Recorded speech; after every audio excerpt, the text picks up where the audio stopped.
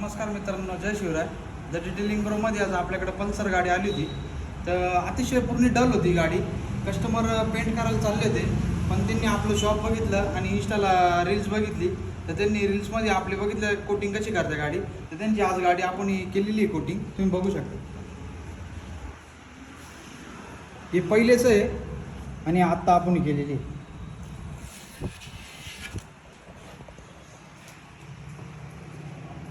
तुम्ही फरक बघू शकता किती गाडीमध्ये.